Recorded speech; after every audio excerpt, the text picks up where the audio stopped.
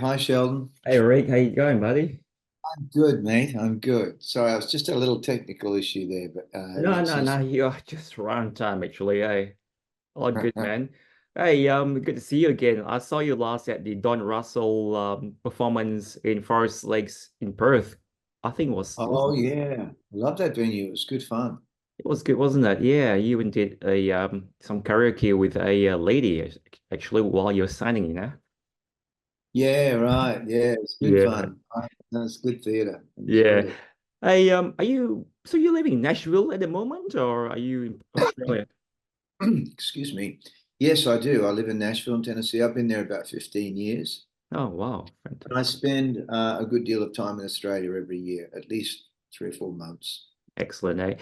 Hey, first of all, congratulations on your upcoming album, which is available for pre-sale, Hometown. It's your 12th album, isn't it? And I've Thank you actually so much. had a copy of the album from your publicist, and it's a 10-track album, seven of which are country and three are a bit sentimental. Yes, tell us about the process. The writing Oh yeah, process. yeah. I mean, what? I mean, it seems that you are more of a country singer these days, isn't it? Yeah, well, I've always been influenced by country rhythm and blues, I suppose you could say. Um, as a kid, I loved all the country music singers, and I loved country songs because they were storytelling songs, which is how I write really a lot of the time. I've sort of had a fusion of, more mainstream pop stuff and more sort of roots-based records, like the contrast, say, between my first two albums, Heaven Knows and Tambourine Mountain. You can really see the contrast there.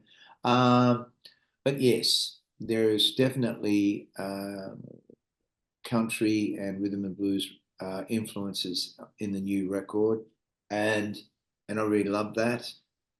Storytelling songs, of course, the album's called Hometown, which is about growing up in a little town of Beaudesert in Queensland, and also,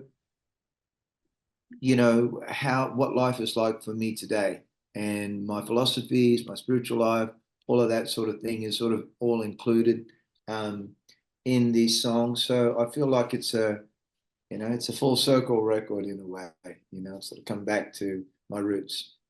It's interesting because your first album, Heaven Knows, is more of a pop ballad, and now the second one and so on is a country. So you've been a country boy at heart, isn't it? I mean, since ever. Mm. Yeah. Yeah, I've always loved country music.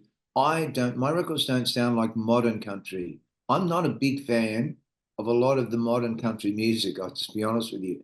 But I love old school country, you know, which sort of qualifies, sort of 60s and 70s country, and even, back to Hank Williams and all that.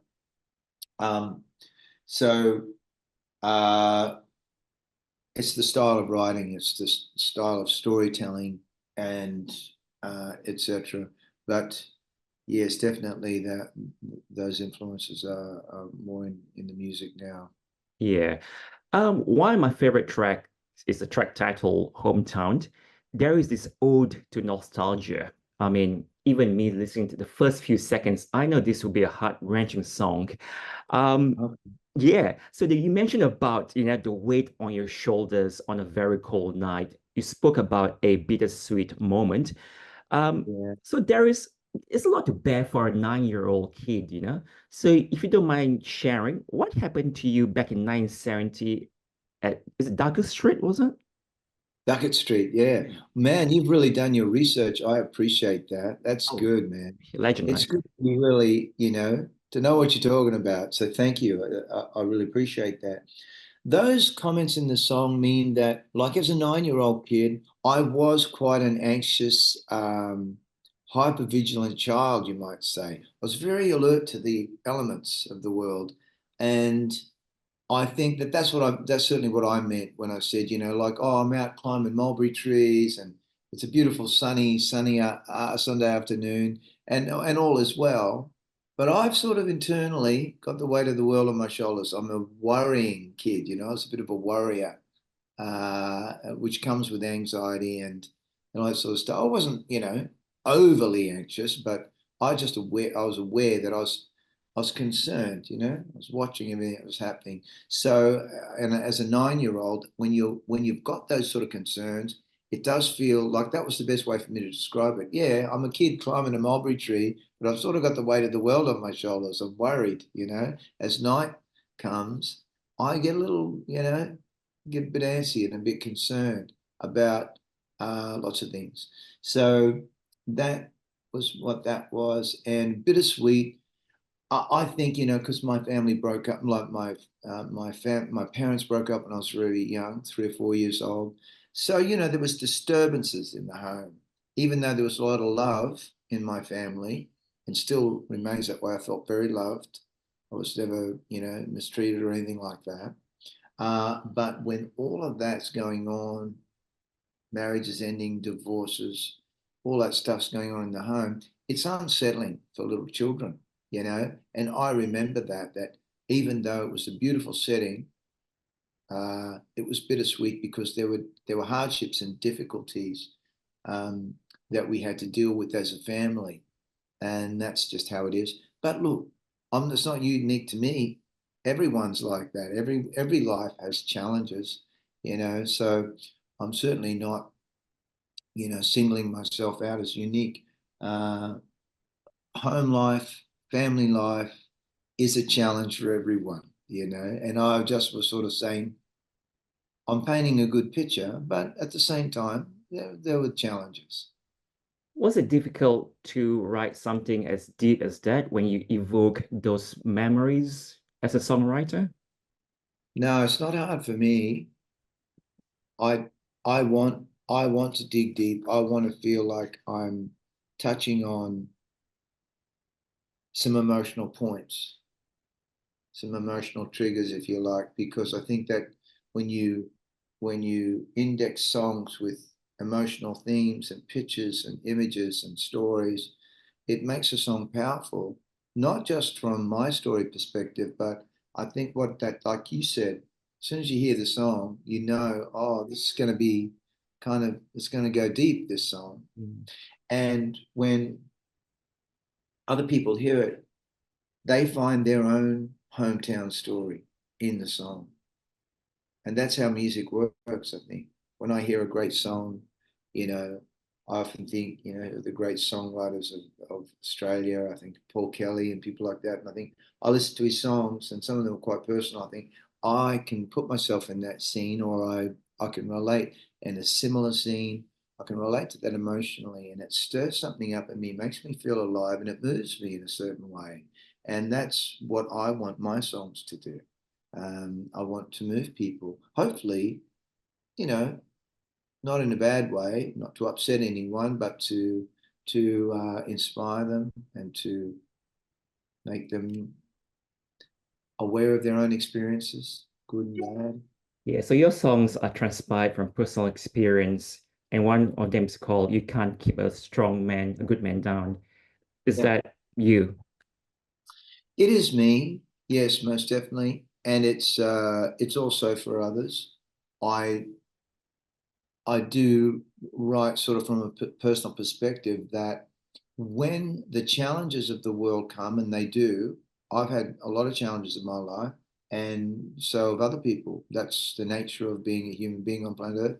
And so what really this song is saying is when difficult times hit in your life, or when difficult times hit in my life, it's important for me to not let the circumstances of life overwhelm me.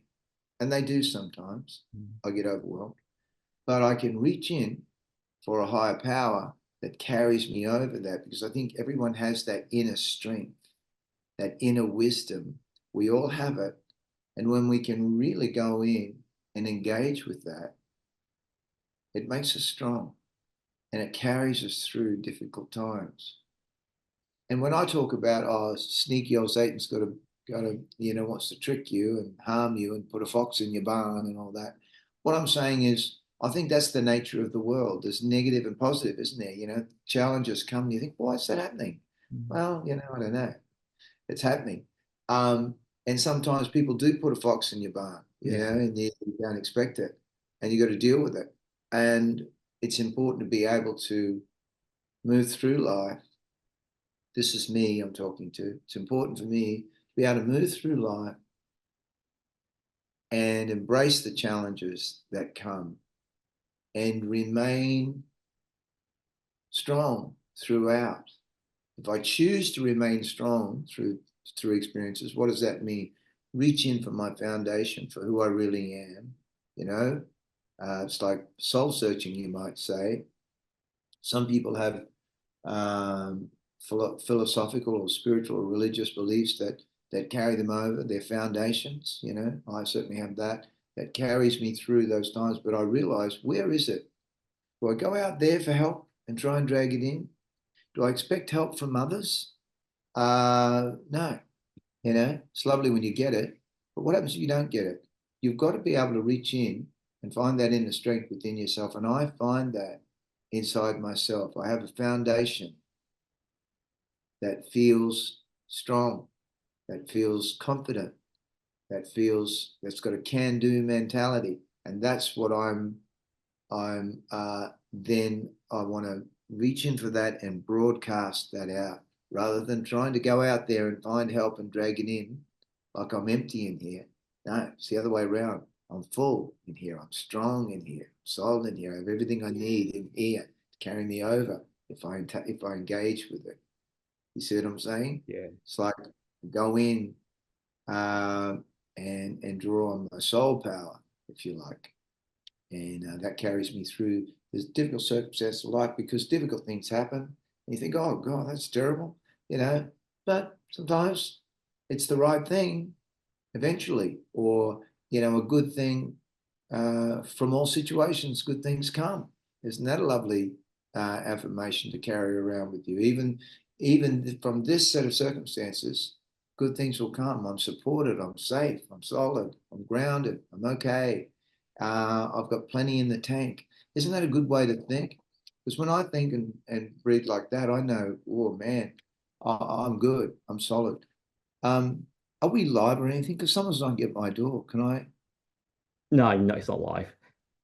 Okay. Can I pause for a moment? Yeah, sure, sure. Thanks. I think it's the lady that's come to clean the room. I'm back. I didn't want to miss my cleaners this morning in the Oh, hotel. no worries. Yeah, no, when you say someone's at the door, I thought you meant metaphorically speaking, but that's cool. I guess that's the feeling that we get when after watching your show. So speaking about shows, you are touring in Australia at the moment, commencing last Friday. So will this be similar-ish to the previous one, where it's a one-person show with acoustic renditions? Yes, I love that solo acoustic performance environment. It's a really personal way to connect with the audience. I get to play the songs in the way that I wrote them. And so that's good. But I do love that. I love being able to just sort of stop and start at my own pace. And it's very impromptu. It's very sort of, uh, I'm free um, to just move in any direction that I want to go, and to improvise the show and the song and the arrangement if I want to. And I can stop and tell stories about the song. It's very important for me. I feel like that connection, when I have that intimate connection with the audience, I can tell a story and say, oh, you know, this is why I wrote the song, this is what I was thinking, and give the song a little setup. So I'm creating the movie for people to give them more insight into what the song means to me, and maybe how they can find their own story in the song. So I love that intimate solo setting for live shows. So this is an album tour featuring Hometown. Will you be doing the classics as well? Mhm. Absolutely. I always want to play my sort of well-known songs or favorites with my audience. I think, you know, people would feel a bit ripped off if they came to a show and I didn't do Heaven Knows and Not a Day Goes By and Walk Away Renee, and some of the pop hits that I had in the early days. So it's really nice to get a balance to play those songs and to play new songs as well. How was it like, if you don't mind me asking, how was it like in the early 90s for you? It must be surreal. I mean, you're still a good looking man, but back in the 90s, you were like one of the, the hottest stars in Australia. It must be so surreal, wasn't it? Well, it's funny, we don't see ourselves, do we? We really are operating on our insecurities mostly. You look in the mirror and you think of all that, notice all the things that are wrong with you, not what's right with you. But I I was very grateful that that I had good photographers, good film clip people to make film clips with me. That really made them look beautiful and shot them well. I I'm enjoying being older. I like getting older. I think it's a privilege to get older, and I try to embrace it as much as I can. Of course, we all want to stay looking young, sort of, but I like this perspective of like as we get older, we're more interesting. We're more interesting as people. We've got more stories to tell. Our faces tell stories. Every wrinkle, as they say, tells a story, and I've got plenty of them. But I don't mind. I'm quite happy to get older, and I feel lucky that I'm aging, that I'm living to this age. And there's a lot of people don't get to live into their old age. So I just think it's wonderful. But I certainly was very happy as a young man. Um, it was just good fun to go out and try to carve out a career with people, and people always said nice things about that, but I never thought about, oh, you just don't look in the mirror and say, oh, aren't I a handsome bugger? I never thought like that. I always notice the things that are wrong with me, and I still do. But as I get older, I'm more accepting of myself, and my shortfalls. Can I Sort of tell things. you back in 92, I think, one of my best friends, he's got dumped by his first love, right? And you know what I told him? I told him, if you really love her, you gotta set her free. If she returns Mm, in kind, she's yours. Unfortunately, yes. she didn't return. But in your case, your songs are sparked from personal experience. So heaven knows. I was wondering, is there a real story? And it is so, did she return kind in real life? Well, she did in a wa- in briefly.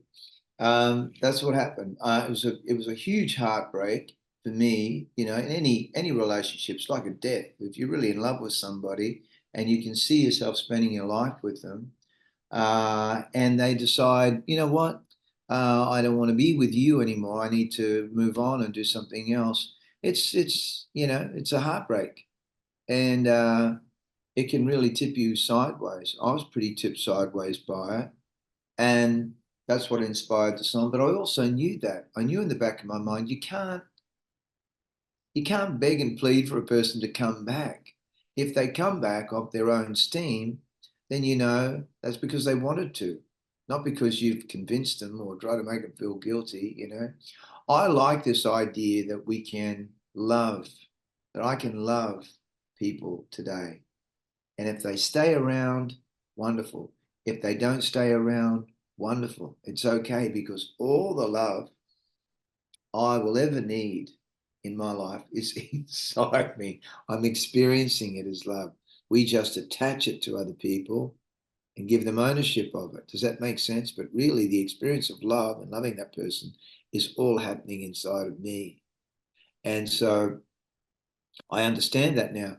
So that makes me able to love people more freely. I can still get sidetracked into, you know, wanting and needing things from certain people, but it doesn't last long. I realize I'm off the beam when I'm like that. If I feel like I'm needing and wanting something from somebody, or I want them to behave a certain way, what's that? That's mad. So I I think that I think that now, and that was the message in the song. In a way, I knew it at the time. You can't you can't trap people. You can't make them come back and love you if they come back. She did come back briefly, and we've remained friends to this day. We're still friends, which is lovely. Um, Wonderful, wonderful woman who's gone on to have a beautiful career, and she's married, and she's very happy in her life. And we see each other every once in a while. But She came back briefly, but it wasn't the same. And I don't know many situations where you break up with someone and then you get back together and it works. Now, I've heard that it can, but I think significant changes need to happen. We hadn't really changed that much. So she came back, but it didn't last. We stayed around together for a little while, but we eventually parted again. It was a brief re-engagement. And then we went on because it just wasn't meant to be. Her life path was different to mine. And I understand that now. That's what goes on for people. People have to follow they have to walk their own trail. And nothing changes that. And if you stay on a trail that's not yours, man, it's uncomfortable and it's rocky and it's vicious terrain, you know. So I try to stay on my own path and not get too preoccupied with anyone else's path if I can. And that has nothing to do with Renee, obviously. No, I didn't write Just Walk Away, Renee. That's an old song from the 60s that was written by a group called The Left Bank. I just loved the song. I didn't even, in a lot of ways, up on a record, I thought, I still don't really know what this song's about, but I just loved it. I loved the chorus, loved the sign. And when I was making my Heaven Knows album, I was rehearsing with the band, and the band that I had was all these amazing musicians, American musicians that I worked with on the first record. And they came up with this, like I had this great guitar player, Michael Thompson, who came up with this incredible guitar arrangement right there on the spot. And I was shocked. I said, oh my God, we've got to record this. And it was a song that I'd worked up with a buddy of mine in Australia, but we never really took it to the final production. So I took some of those ideas, as well, melded it all together, and we came up with a really unique version of the song, I think. And it ended up in a movie, I think, in the States. Home Alone or one of those movies that was in. So that was good. And yeah, I like those old songs. I just don't really write songs like Heaven Knows much anymore. That's not my world anymore. I'm not pining for somebody or heartbroken. And if I do get heartbroken over something, I don't want to stay there. I want to focus on all the positive things going on in my life. You got to feel your pain and your wounds and your emotions. You have to feel them. You can't bury them. Up and out, a friend of mine used to say. It's got to come up and out, Rick. In other words, if you have a troublesome experience, you've got to feel it and really embrace the feeling of it. Go hard into it. Lean all the way in. Oh my God, I'm heartbroken. Oh my God, I feel so rejected. I feel so embarrassed. I feel so let down. I feel so hurt. But you can't stay there. You got to climb up out of that. You got to let it up and out like it's a wound, I sound like I know an awful lot about life. I don't. I'm just old. I've lived a long time. You look like in your 40s still. And Oh, and obviously the connection between Not a Day Goes By, it feels like I can see why you write songs like Not a Day Goes By from what I'm hearing from you, because you have a lot of stories to tell. I know we are running out of time because I don't take much of your time. One of your fans actually took this picture, if you can see this. The top picture, it's when in the early yes. 90s, I think, and this was recently at Forest Lake's Don Russell. So she just thought that, hey, if you don't mind showing to Rick, her name's Amanda Taylor, so That's great. Yeah, every now and then people will send that to me, a before and after from 30 years ago. I just think, God, I'm so lucky that I have this beautiful connection with people that, they're now my age too, that were young at that time. So it's really, really nice to have that connection over a long period of time with people. It's yeah. good. Hey, Rick, so you'll be coming to Western Australia next month, Nana, Margaret River, Mandurah, and Fremantle in October. So, yeah, so tickets are available from rickprice.com.au, isn't it? That's correct. All the tickets for all the shows are on my website, rickprice.com/tour. But if you come to the website, you can just click on shows Yep. and all the ticket links and show dates, the times, all the information and tickets are right there on the And the website. album, when will it be released? It's available now for people to pre-order on Yep. CD and on vinyl, no cassettes, but CD and vinyl, and it will be out sometime in October. I think we'll be doing the actual Okay. uh, physical release of it. And on Spotify, we're going to stagger. It's going to come a little slower. We're going to release song by song.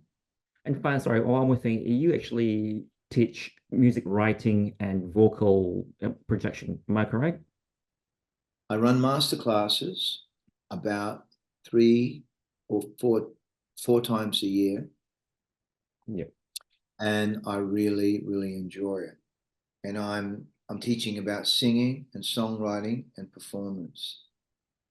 And I don't just, it's not really as much about technical things as singing or technical aspects of songwriting or technical things about performance. It's more about what's going on inside you internally. What are the roadblocks that are stopping you from achieving your goals and living your dreams? Because I'm a big believer in people living their dreams. You've got a dream, you may as well live it because that's your path, that's your destiny. And so when people have interest in singing and songwriting and performance, it's no mistake. They need to follow that. And sometimes we just don't give ourselves permission. So, oh, well, that's all right for Elton John or Stevie Wonder or Rick Price or whoever, but who am I to think that I can get up on the stage and do that? And I say, well, you can, and that's what I do. I'm helping people internally, consciously, trying to let's go inside and see if you've got any roadblocks or any false stories about yourself that are prohibiting you from living your dreams and making music and sharing it with the world or whatever it is you might want to do. It goes beyond music in a way, but I focus my classes on singing and songwriting and performance. And as a songwriter, I realized that, there's that sort of channel of spontaneity that's always open to us. I've got a song in me right now. I can just make up a melody right now, right? They're there all the time, but we just don't know we can tap into them because people stop when I say, sing me a melody, and they go, oh, I can't, because they think they've got to sing a good melody, right? I said, no, don't worry about the good ones. Just sing any old one. So in brief, without going into it too much, I'm talk a lot about tapping into your inner world of artistry, the inner tools of creativity and how to access them. And it's marvelous. It's great. And anyone can do it. Anyone. I don't know about anyone, but but Eric, it's such a pleasure to have a chat with you, mate. Hopefully, I will be able to photograph your one of your gigs is coming October. So, yeah, mate, it's good to have a chat with you, and I'll see you soon. Thank you very much, sir. And it's a great honor to have a chat with one of my young heroes, mate. Thank you so Thank you, much. Sheldon. Really just wonderful to be with you and really enjoyed chatting with you, mate. Thank you. Thank you, Rick. Catch you later. Bye. All right, brother.